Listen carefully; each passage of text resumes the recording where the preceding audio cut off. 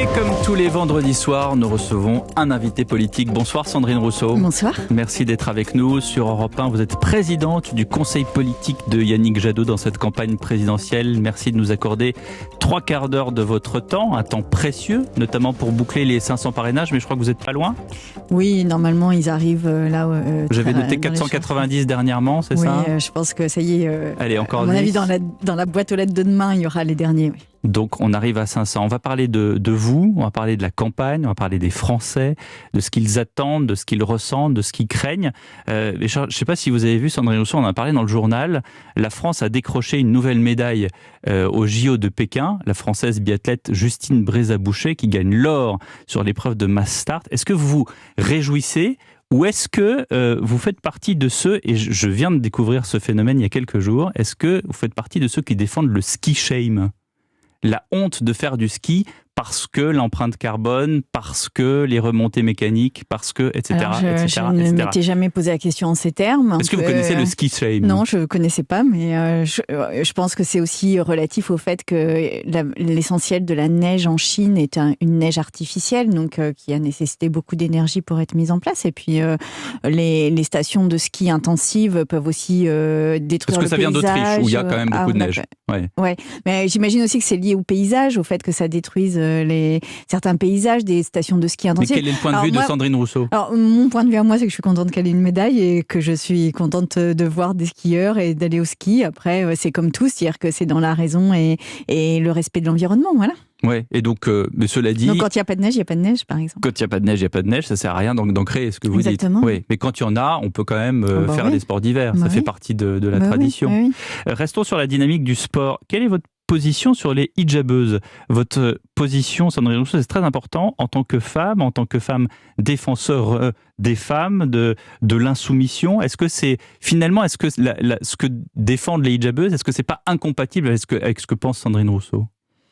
Ce que je pense, c'est que les femmes doivent absolument faire du sport, que c'est une question de santé publique, que c'est une question d'émancipation, que c'est une question... Et que surtout, là, elles ont le droit d'en faire avec un hijab. Donc, il faut respecter la loi. Même si c'est le symbole de la soumission des femmes. Non, mais moi, j'ai toujours dit la même chose sur le voile, et je le redis à cette antenne, alors que je l'ai déjà dit plusieurs fois, c'est que à la fois, c'est un vêtement sexiste, puisqu'il ne s'applique qu'aux femmes, et que c'est un instrument religieux pour cacher les cheveux, mais que... En même temps, ça n'est pas en interdisant un vêtement qu'on émancipe qui que ce soit, et ça n'est pas en interdisant de faire du sport, et donc en laissant les femmes chez elles, qu'on permet les conditions d'un épanouissement et d'une émancipation. Donc là-dessus, moi, je suis très claire. Après, je sais que c'est une position qui n'est pas forcément ni partagée, ni forcément toujours comprise, mais là-dessus, l'important est que les femmes fassent du sport. Non, mais vous venez de dire quelque chose d'important, et que je n'avais pas forcément relevé dans vos précédentes déclaration, vous dites effectivement ça ne s'applique qu'aux femmes. C'est-à-dire que vous voudriez qu'il y ait dans la religion musulmane, vous auriez préféré qu'il y ait un hijab pour les hommes, pour leur cacher les cheveux par exemple, parce qu'un homme peut être tout à fait aussi séduisant qu'une femme après tout. Bah oui, pourquoi pas, ceci dit. J'espère. Mais ceci dit, la place des cheveux dans les religions a toujours été un sujet, et ça a été un sujet qui a placer les femmes du côté de celles qui tentaient les hommes, alors que ce qu'il nous faut renverser, c'est ça, c'est-à-dire faire en sorte que les hommes ne soient pas dans une situation de ne pas maîtriser leurs désirs, et ça fait partie toute du proportion gardée quand même, parce qu'on peut justement séduire. Mais évidemment, et moi je suis pour les relations amoureuses et le fait qu'on se séduise, mais dans le cadre du consentement, et en fait on vit sur le mythe que les hommes n'arriveraient pas à gérer des pulsions, en fait. C'est ça ce que ça veut dire de cacher les cheveux des femmes, et d'ailleurs c'est pas la seule religion qui le fait. Et ça fait partie des combats féministes, que de dire bah si, bien sûr que si, tout le monde est capable de gérer ses pulsions, évidemment, et puis gardons le plaisir pour le consentement, bien sûr. Alors quand Éric Piolle ce matin sur Europe 1 affirme que ce n'est que la traduction de l'article 1er de la loi de 1905, ce que font les hijabeuses, vous êtes d'accord avec lui? Mais elles ont le droit de jouer comme ça, c'est tout. Elles ont le droit, c'est un droit. Et encore une fois, moi je pense que le sport, et particulièrement après la période Covid qu'on a vécue, est une nécessité de santé mentale et physique, et qu'il n'y a pas de sujet. Enfin, pour moi, il n'y a pas de sujet. Il n'y a pas de sujet. Et quand on parle du voile, quand on parle des hijabeuses, on parle assez rapidement de la laïcité. Votre conception de la laïcité, c'est quoi? C'est la loi 1905. C'est la loi 1905 du premier mot jusqu'au dernier mot et point. Et est-ce qu'elle est bien défendue pour l'instant par la majorité en place, cette laïcité en France ? Je pense qu'on est toujours dans l'idée de réinterpréter cette laïcité. Moi, je pense qu'on a une loi qui est exceptionnelle, qui est la loi de 1905, qui nous a permis de gérer cette question sociale et sociétale pendant des années, et qu'il n'y a pas de raison de la remettre en cause aujourd'hui. Cette loi est bien faite, elle permet de séparer ce qui est de l'ordre du public et ce qui est de l'ordre d'une croyance privée. Et donc voilà, moi je suis pour cette loi, et vraiment cette loi mérite qu'on la relise. Ça c'est bien séparé aujourd'hui ? Ça c'est bien séparé ? Pense, oui. À la fois par la loi de 1905 et à la fois par la majorité en place ? Parce que souvent, ce qu'on entend sur la laïcité, c'est que, d'une certaine manière, le discours ambiant, c'est d'interdire finalement les croyances.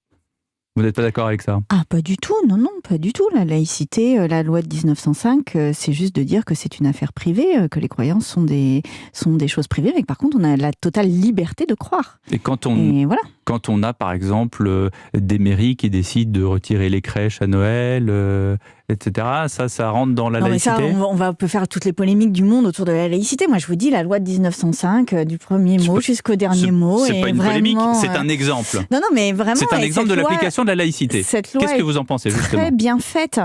Moi, j'ai pas envie de rentrer dans ces débats-là, parce que c'est des débats qui, à chaque fois, nous emmènent sur des espèces de micro-scissions et qui font micro-scissions, c'est-à-dire ? C'est-à-dire que les gens se passionnent pour ça. Moi, je vous dis juste, on a une loi qui gère le rapport entre une religion, une pratique religieuse privée et une pratique politique et collective, et que cette loi est bien faite. Elle s'appelle la loi de 1905. On est le seul pays à l'avoir. Elle a géré ces relations. Une loi, c'est une loi, et il faut des exemples concrets derrière, sinon on comprend rien. Vous comprenez ? Oui, mais comme il y a une liberté d'association depuis la loi de 1901, et voilà, ça fait partie de ces lois structurant notre République, et je trouve qu'elles sont très bien. Enfin, en tout cas, je vous demande quelle est votre conception de la laïcité. Une des raisons pour laquelle je demande, c'est que il y a 3 jours, Yannick Jadot, pour lequel vous êtes présidente du Conseil politique, a dit sur BFM TV de vous, elle apporte une radicalité dans sa manière de faire de la politique, de parler des discriminations, les violences faites aux femmes. Radicalité, ça vous convient comme terme quand il emploie ça dans sa bouche ? C'est moi qui l'ai employé pendant la primaire, donc c'est un mot que je revendique au titre du fait que on a 5 ans pour agir, que tous les rapports du GIEC nous le disent, et on fait comme si ces rapports n'existaient pas, on fait comme si la question écologique n'existait pas, on fait comme si on pouvait se passer d'une réflexion en profondeur sur notre société, ses émissions de carbone et l'impact que notre société a sur son environnement. Et moi je dis, et c'est en ça qu'il y a une radicalité, je pense, dans le discours que je porte, c'est de dire on ne peut plus continuer comme cela. On ne peut plus faire l'autruche, on ne peut plus repousser le problème, et on ne peut pas attendre que le réchauffement climatique se mette en pause pendant 5 ans. Et donc, on doit absolument prendre les mesures à la hauteur des enjeux. Et aujourd'hui, la hauteur des enjeux, c'est de diminuer de 80% nos émissions de carbone d'ici... Mais qu'il y ait une radicalité dans votre discours écologique, ça je veux bien, et on va en parler tout à l'heure. Notamment, j'aimerais beaucoup vous questionner sur le nucléaire, c'est prévu. Mais qu'il y ait une radicalité, j'allais dire globale autour de vous, prononcée par Yannick Jadot, ça vous fait rien ? La radicalité, que chacun et chacune a sa place dans la société française, et que j'aime cette idée, et que j'aime l'idée que la France n'est pas une espèce de modèle un peu factice comme on a l'habitude parfois de la présenter, qu'elle est multiple, qu'elle est bigarrée, qu'elle est... C'est quoi, c'est les arrangements riche de cette histoire multiple, pardon ? C'est les arrangements, c'est-à-dire que... Quels arrangements ? C'est-à-dire que vous êtes contre le fait qu'on arrondisse les angles sur certains sujets, c'est ça ? Non, pas du tout. C'est que non, quand on parle de radicalité, c'est qu'il faut poser les choses là où elles doivent être. Et en l'occurrence, sur les questions écologiques, par exemple, je revendique cette radicalité. Je pense que l'on doit vraiment changer de société. Parce que Don't Look Up, par exemple, nous dit... Don't Look Up ? Don't Look Up, c'est un film qui est sorti avec Leonardo DiCaprio, qui est très bien, mais qui est une espèce d'allégorie, en fait, du réchauffement climatique, et qui présente le réchauffement climatique comme une comète qui arrive du ciel, comme ça, et qui touche tout le monde de la même manière. C'est-à-dire qu'on soit riche, qu'on soit pauvre, tout le monde est impacté de la même manière. Et je trouve que c'est ça le mensonge, en fait, de ce film, mais aussi d'une manière de voir l'écologie. L'écologie, le problème du réchauffement climatique, c'est nous qui le créons. Et selon que l'on soit riche ou que l'on soit pauvre, on ne le crée pas de la même manière. Et selon qu'on soit riche ou qu'on soit pauvre, on n'a pas les mêmes capacités à se protéger de ce réchauffement climatique. Une première pause dans nos débats avec Sandrine Rousseau et on revient dans un instant. Europe Soir. Pierre de Villeneuve. Sandrine Rousseau est notre invitée jusqu'à 20h, présidente du conseil politique de Yannick Jadot. Sandrine Rousseau, vous êtes arrivée à la primaire des Verts très très près derrière Yannick Jadot. Il y a certains écologistes d'ailleurs qui auraient préféré que ce soit vous qui alliez à la conquête de cette présidentielle. Quand Yannick Jadot voit Christiane Taubira en secret, quand il parle de vous en tant que radical, ça vous donne pas envie, je sais pas, comme Ségolène Royal, de voter, d'appeler à voter pour Mélenchon ? Non, mais je suis très loyale à ma famille politique. Je l'ai toujours été d'ailleurs. Je n'ai jamais trahi cette famille politique. Après, je porte une ligne politique, mais jusqu'à demain, jusqu'à après-demain. Et en l'occurrence, sur Christiane Taubira, je porte aussi cette forme de loyauté et de droiture qui consiste à dire que cette femme a mené des combats que je respecte vraiment beaucoup. Et donc, elle ne perd pas, à mes yeux, toutes les qualités qui étaient les siennes juste avant de s'être présentée à la présidentielle. Et donc, je continue de respecter cette femme, je continue de respecter ses combats, et je continue de dire que je préférerais qu'elle soit avec nous plutôt que contre nous, bien sûr. Et donc, du coup, les tractations Jadot-Taubira, vous êtes pour, hein, même si vous n'étiez pas forcément dans la boucle. La question, c'est le mot tractation qu'il y a derrière, et en l'occurrence, des discussions entre Yannick Jadot et Christiane Taubira, je suis évidemment à fond pour. Ce que je ne voudrais pas, et ce que j'espère ne se fait pas, c'est une espèce de trahison des lieutenants, si je puis le dire comme ça, pour des circonscriptions. Pour des circonstances. Non, puisque moi j'y étais pas, mais je parle de cette, mais pas forcément, pas du tout, parce que je n'étais pas dans cette réunion. Mais je connais trop ça en politique, des moments où les personnes qui sont dans les cabinets, dans les trucs, font des petites tractations un peu secrètes, un peu discrètes. Bon, là j'ai l'impression que ça n'est pas ça qui s'est passé, et donc si c'est ça, c'est très bien. Mais je pense aussi qu'il est important d'alerter sur le fait que la politique doit se faire avec une éthique, une droiture, une manière de faire, et que ça fait aussi partie de cette réconciliation de la politique avec les citoyens et citoyennes, et je pense qu'on en a besoin aujourd'hui. Oui, on parlait justement dans la semaine politique à l'instant du probable taux d'abstention qui va arriver à la présidentielle. Non, puis ce taux d'abstention, moi ça me met en colère, parce que à chaque soir d'élection, il y a tous les hommes et toutes les femmes politiques qui vont sur les plateaux télé pour dire « Mon Dieu, l'abstention, mon Dieu », et dès le lendemain, ils recommencent à faire de la politique exactement comme ils en ont fait la veille. Et donc ça ne va pas. C'est-à-dire que soit on a un vrai respect et on entend cette abstention, et on se dit que si les personnes ne vont pas voter, c'est parce qu'elles ne se reconnaissent pas, parce qu'elles ne se sentent pas représentées par les personnes qui briguent les scrutins. Et dans ces cas-là, il faut qu'on change la politique aussi, il faut qu'on change la manière de faire. Oui. Mediapart a écrit un article qui dit que plusieurs partis de gauche, dont vous, avez tenté de proposer 150 000 € de dédommagement pour stopper la primaire populaire. Je parle d'Europe Écologie Les Verts. Oui, mais pas moi. Qu'est-ce que vous répondez à Mediapart ? Je réponds qu'on ne peut pas travailler là-dessus, c'est-à-dire qu'on ne peut pas acheter en fait la primaire populaire. Mais ça a été le cas ou pas ? Je pense qu'il y a un flou autour de ça. Il y avait la question de savoir si il y avait des frais qui avaient été engagés par la primaire populaire qui pouvaient être remboursés. Mais bon, on est borderline. Après, les personnes qui sont citées dans cet article ont démenti formellement. Évidemment, je fais confiance, mais je fais aussi confiance dans la capacité du journalisme à montrer les choses. Et donc, je dis juste ça, c'est vraiment des pratiques qui ne sont pas... donc, si elles sont avérées, si elles sont avérées, en tout cas... Mais même l'article est assez... et on ne sait pas trop, en fait, quand même, à l'issue de l'article, ce qui s'est produit. On va parler du nucléaire, si vous le voulez bien, et vous avez sans doute évidemment suivi les derniers épisodes sur la gestion du nucléaire par le chef de l'État, Emmanuel Macron. Finalement, si on doit résumer, c'est le nucléaire avec les renouvelables, l'un ne va pas sans l'autre. Qu'est-ce que vous en pensez ? C'est les renouvelables sans le nucléaire, c'est ça que je pense. Et je pense que prendre une décision de relancer le nucléaire 2 mois avant une présidentielle, sans débat démocratique, pour des choix technologiques qui nous amènent sur 40 ans de dépendance. Le débat démocratique, ça va peut-être être la présidentielle, justement. Non, parce qu'il a déjà annoncé cette relance, donc c'est en dehors de la campagne présidentielle précisément. Ça ne va pas.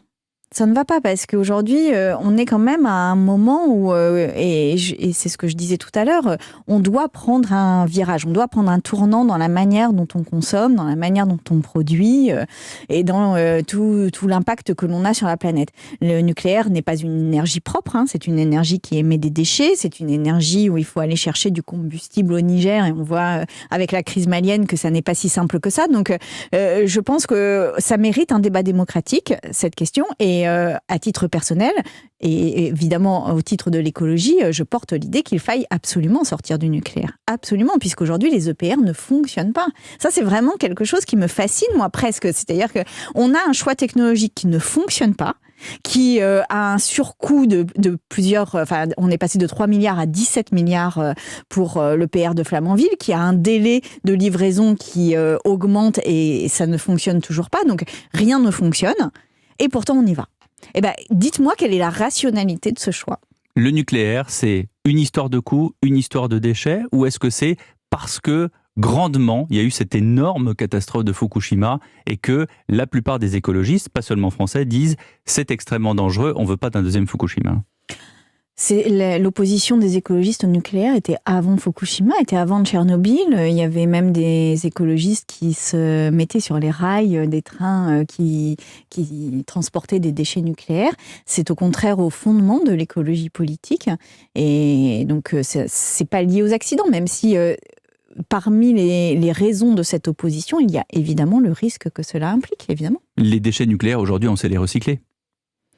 Non, sinon on n'aurait pas la grotte de Bure, on n'aurait pas l'enfouissement en profondeur des déchets à Bure. C'est le seul exemple ? Mais non, c'est pas le seul exemple. Il y a plein d'autres exemples, et notamment le fait qu'on exporte aussi nos déchets nucléaires, et notamment vers la Russie. Et aujourd'hui, on a des problèmes géopolitiques plus qu'importants avec la Russie, comme on fait.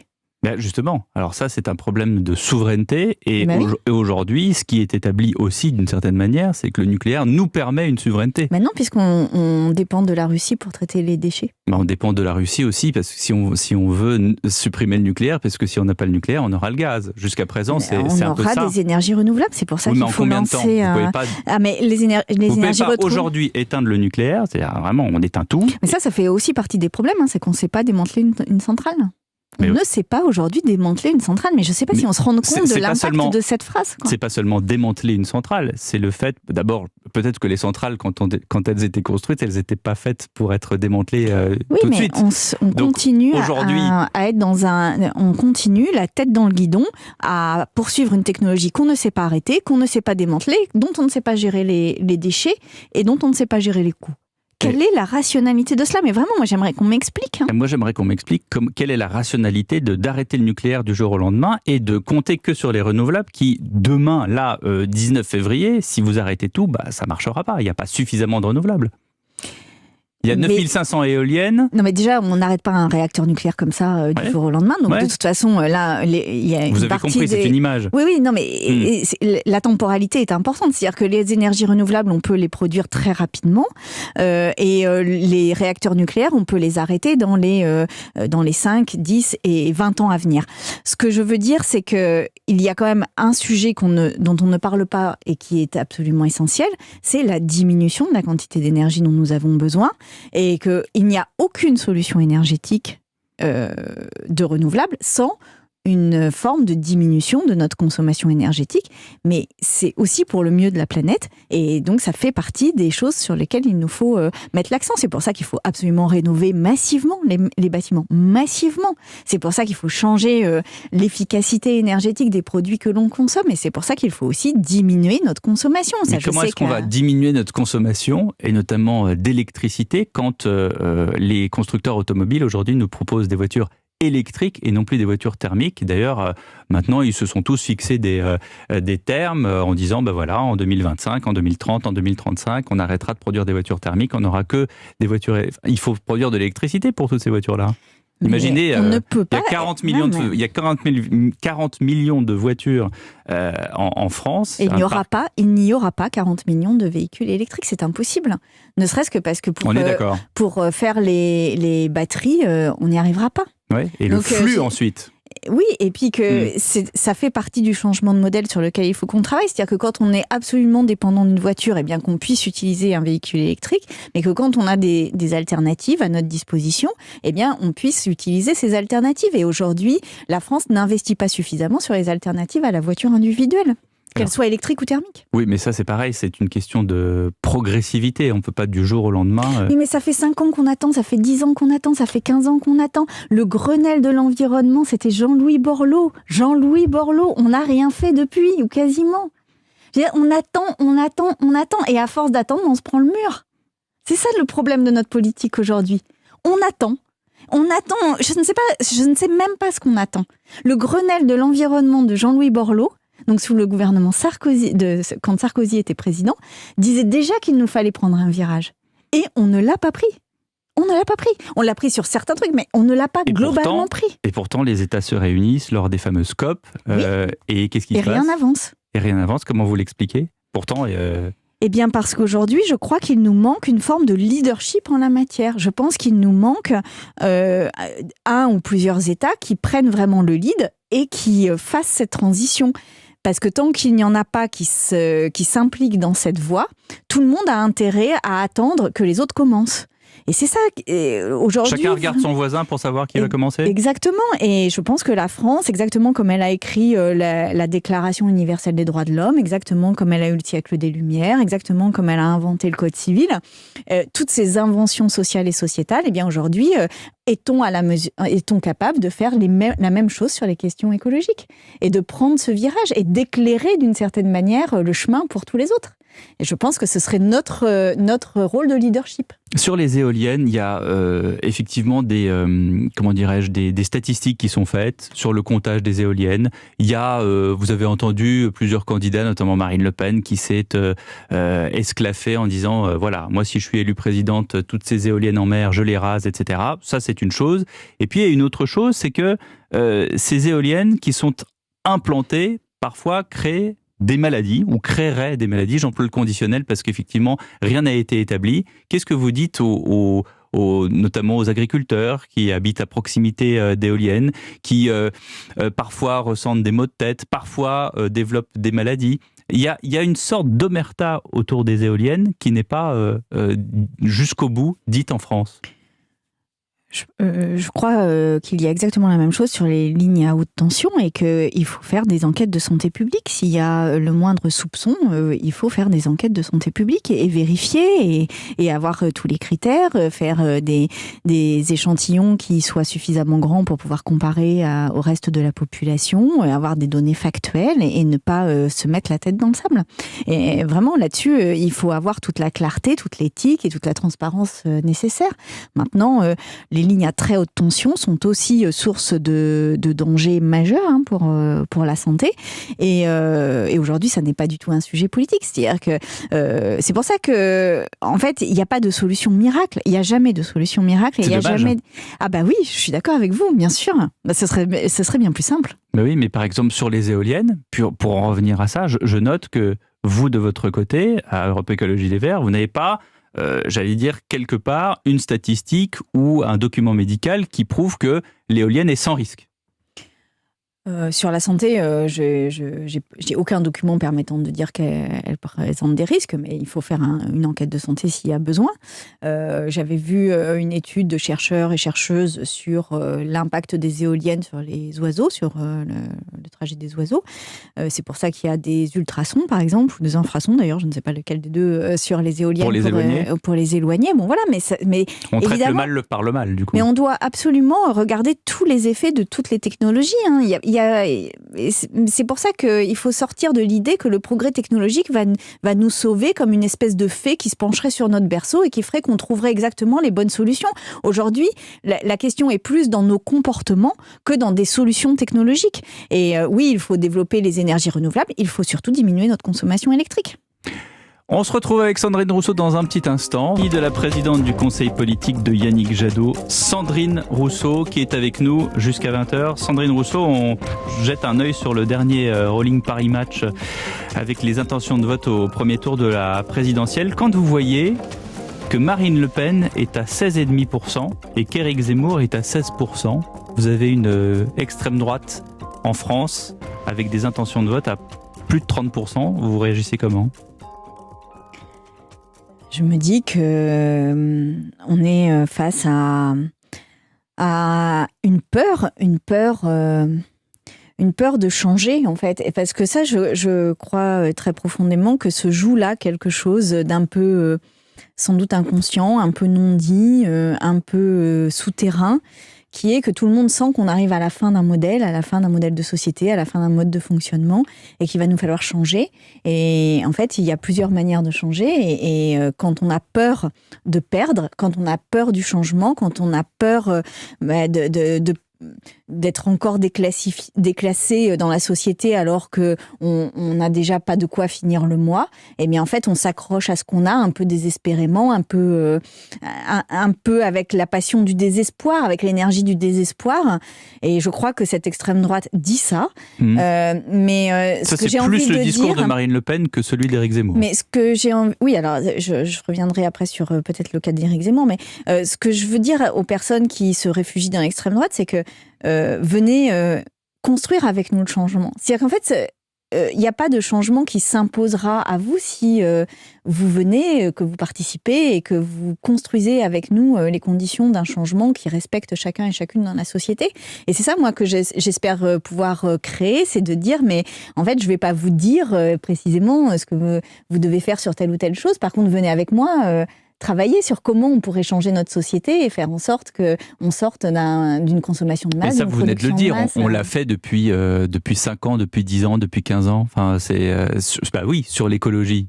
En l'occurrence, c'est travailler avec vous sur l'écologie ou alors sur un changement. Oui, non mais on ne fait jamais. on travaille, refuse, mais oui, mais on travaille depuis longtemps. On refuse l'obstacle. Vous pouvez pas dire qu'il n'y a pas eu de travail sur l'écologie depuis 50 ans. Il y a eu un refus d'obstacle. Il y a un refus d'obstacle. C'est-à-dire que c'est comme les chevaux qui refusent de passer un obstacle. J'entends bien, merci pour l'image, mais en attendant, on peut continuer à travailler avec vous, mais s'il y a toujours ce refus d'obstacle, ça n'arrivera pas. Ben non, parce que je crois qu'il y a quelque chose de l'ordre d'une réassurance à faire. Et par ailleurs, moi, c'est Julia Cagé qui analyse ça très bien sur cette espèce de triptyque très présente dans les médias, et particulièrement dans les médias comme ici ou à CNews, qui est immigration, identité islam, immigration, identité islam. Mais ça, en fait, je veux dire, ça ne rassure personne, en fait, cette chose-là. C'est-à-dire qu'au contraire, ça crée de l'angoisse, ça génère de l'angoisse, ça génère de la peur. Et moi, je voudrais qu'on passe ce cap-là pour ensemble travailler à notre avenir. Ensemble, se dire qu'est-ce que l'on veut de notre avenir, comment on veut que notre société évolue. Et c'est pas en désignant et en ayant peur de celui d'à côté qu'on va y arriver. Parce que de toute façon, celui d'à côté, il est là, il est français, il est française exactement, elle est française exactement comme vous et moi. Et donc, comment on fait société et comment on recrée une société qui soit à la fois écologiquement soutenable et socialement bien plus respectueuse de chacun et de chacune dans cette société. Oui, mais alors à ceux qui ne veulent pas entendre ce discours-là, vous ne pouvez pas les convaincre là comme ça? C'est ce que je fais jour et nuit. Et en plus, je suis pas d'accord avec vous parce que je pense que ce qui s'est passé dans la primaire est aussi révélateur du fait qu'on peut aller chercher des gens qui ne croient plus en la politique, qui se désespèrent, qui ne comprennent plus les repères, qui n'imaginent pas un avenir serein. Et quand on prend le problème à bras-le-corps, quand on ne refuse pas l'obstacle, quand on pose le sujet, quand on dit les choses avec franchise, dire oui, ça ne va pas être facile, ça je vais pas vous raconter. Oui, ça va être difficile. mais on aura aussi cette fierté de l'avoir fait, quoi. Cette fierté de l'avoir fait. En attendant, quand on regarde cette campagne, elle avance. On est bien tous d'accord que c'est pas la campagne la plus facile au monde. Quand on a des figures des Verts comme Delphine Batho qui claquent la porte, vous, ça vous désespère? Delphine Batho, elle n'a pas claqué la porte. Non, mais enfin, il y a quand même des scissions à l'intérieur des Verts. Non, Delphine Batho, elle est au contraire dans l'équipe de Yannick Jadot. On travaille ensemble. Non, pour le coup, il n'y a pas de scission. Quand vous regardez les Verts allemands, c'est toujours j'allais dire le parallèle qu'on fait entre la solidité des Verts allemands et cette fébrilité d'une certaine manière des Verts français. Pourquoi est-ce que vous pensez qu'il y a vraiment une différence de manière politique d'avancer en Allemagne par rapport à la France? Pour situer pour tout le monde, parce que je ne suis pas sûre que tout le monde connaisse les subtilités des Verts allemands versus les Verts français. Les Verts allemands ont une tradition de s'allier, y compris possiblement avec la droite. C'est-à-dire qu'en fait, il n'y a pas de positionnement très ancré à gauche de la part des Verts allemands. Ceci dit, moi, je conteste un peu cette idée-là parce que je trouve que, justement, sur les questions sociales et sociétales, les Verts allemands ont un discours qui est assez fort et même parfois plus fort que nous là-dessus. Donc, par contre, ils font des alliances. Par contre, ils font des alliances politiques, mais ça peut se discuter. Moi, ils n'ont pas non plus le même régime politique que celui que nous avons. Nous, on a un régime politique, c'est la Ve République, qui est en noir ou blanc. C'est-à-dire, vous avez gagné, vous avez perdu. Si vous avez gagné, vous avez tout le pouvoir. Si vous avez perdu, vous avez quasiment pas de pouvoir d'influencer les lois. En Allemagne, c'est très différent. C'est-à-dire qu'en Allemagne, c'est la proportionnelle. C'est-à-dire que vous faites des alliances. Si vous faites 30% et 20%, vous faites une alliance et vous avez la majorité. Et du coup, vous faites un contrat de gouvernement, c'est clair, c'est posé sur la table, il y a des compromis et des discussions qui sont transparentes et qui sont dès le départ. Je pense qu'en France, on manque de ça. C'est-à-dire qu'en France, on est dans un tout ou rien. Soit vous gagnez, vous avez tous les pouvoirs, c'est ce qu'on a vu avec Macron là, pendant tout ce quinquennat, et pour le pire, d'une certaine manière, sur bien des sujets. Ou alors, vous avez perdu, et dans ces cas-là, vous n'avez quasiment plus que l'opposition, donc vous avez une situation où vous devez râler pour être entendu. Bon, ça ne va pas, donc, en fait. C'est le système qui va pas. Oui, je pense qu'on n'est pas dans une démocratie adulte de ce point de vue-là. Donc ça veut dire que, alors qu'il y a un certain temps, je me souviens de Jean-Luc Mélenchon à l'ancienne présidentielle en 2017 qui prônait une 6e République, quelque part vous n'êtes pas loin. C'est-à-dire que vous voudriez peut-être changer le système si ce système est complètement inégalitaire. Mais ça, c'est possible ? C'est possible si on s'en donne les moyens. Regardez au Chili, celui qui est passé, qui s'appelle Boric, je ne sais jamais dire son nom parce que je ne parle pas bien cette langue, mais il a réussi à faire une constituante, à transformer la Constitution et à mettre des citoyens et citoyennes autour de la table pour que ce soit eux et elles qui écrivent la Constitution. Ça s'est fait aussi en Islande après la crise de 2008, où ils ont réécrit la Constitution de manière citoyenne. Et ça ferait du bien, en fait, d'écrire cette Constitution de manière citoyenne. Parce que en France, on s'enorgueillit des ors de la République. Les ors de la République, on a une espèce de rapport comme ça au pouvoir, où il y a des dorures, où il y a vraiment quelque chose de très, presque d'un royalisme qui ne s'assume pas, quoi. Un royalisme démocratique. Mais oui, parce que on dit de notre 5e République qu'en fait, il y a un roi en ce royaume qui est à l'Élysée. Moi, je pense qu'il faut redonner du pouvoir au peuple, du pouvoir aux citoyens, aux citoyennes, qui, en France, une fois qu'ils ont voté, ils n'ont plus de voix au chapitre, et c'est un problème. Justement, Valérie Pécresse, dans un autre genre, qui propose un référendum d'initiative populaire, comme d'une certaine manière Ségolène Royal le proposait aussi. Oui, ou les Gilets jaunes qui insistent là-dessus. Alors après, on peut discuter du référendum, mais en tous les cas, parce que le référendum, en fait, vous répondez oui ou non, et que je pense que la politique est plus subtile que des oui ou des non. D'ailleurs, il y a un système aujourd'hui au CESE, on peut effectivement, si on est un certain nombre, se saisir d'une question sociétale.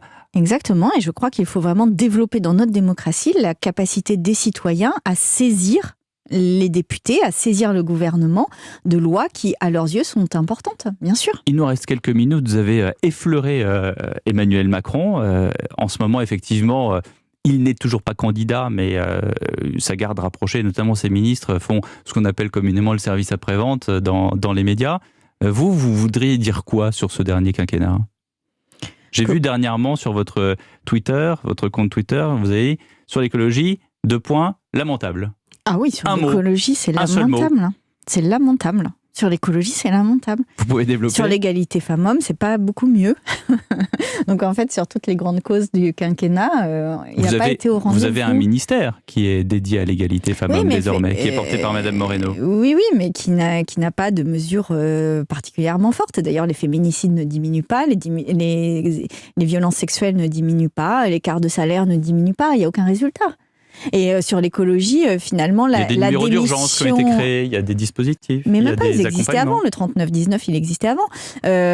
Sur l'écologie, on est un peu dans la même situation. C'est-à-dire qu'il y a des annonces et puis ça n'est pas du tout suivi des faits. Quand on voit la démission de Nicolas Hulot, et avec toutes les réserves que j'ai sur le personnage, ça ne va pas vous surprendre si je vous dis que ça n'est pas un personnage que j'apprécie particulièrement, mais quand il a démissionné... Vous étiez au courant, puisqu'on en parle? C'est ce que j'ai dit à cette époque-là. C'est-à-dire que moi, dans le procès Beaupin, qui est le procès de l'affaire Beaupin dans lequel moi j'ai été impliquée. Vous avez été la lanceuse d'alerte dans l'affaire Beaupin. Il y avait une personne qui avait témoigné du fait qu'elle avait subi des choses à la Fondation Hulot. Donc je savais qu'il y avait un cas, oui, bien sûr. Et c'est d'ailleurs pour ça que j'ai collaboré à l'enquête d'Hebdo quand cette première enquête est sortie. Mais si on revient sur l'écologie, Nicolas Hulot, quand il démissionne, il dit quoi? Il dit je n'arrive à rien faire. C'est-à-dire que j'ai un ministère, mais c'est un ministère du vide, un ministère du creux, un ministère de l'absence totale de politique. Et je crois que... avec ce plan hydrogène à 1 million d'euros dont on n'a plus jamais entendu parler d'ailleurs. Exactement. Et il y a plein de choses qui sont annoncées dont on n'entend plus jamais parler. Donc je crois que ce mandat-là, pour moi, c'est le mandat des grands événements. Alors il y a eu le grand débat national, il y a eu la Convention citoyenne, il y a eu les assises. Alors des assises, il y en a eu pléthore sur la justice, partout. Et puis, ça n'aboutit à rien, ça accouche d'une souris à chaque fois, quoi. Vous souriez, mais vous riez jaune, en fait. Mais oui, mais parce que c'est vraiment... c'est pompeux, c'est fumeux, mais ça n'a aucune saveur. Voilà. Et Europe Écologie Les Verts, ça a eu de saveur, ça a une radicalité, c'est pour ça que ça marche? Je pense qu'Europe Écologie Les Verts, au pouvoir, des choses changeraient en matière d'écologie. Vous avez l'air convaincu? Fortement. Bien sûr. 5% pour l'instant dans le dernier baromètre? Oui, ça fait partie des progrès que l'on a à faire, bien sûr. Bon, eh bien écoutez, il reste quelques jours avant le premier tour de la présidentielle. Quelques semaines même encore. Oui. Merci Sandrine Rousseau d'avoir été notre invitée dans les débats d'Europe Soir. Dans un instant,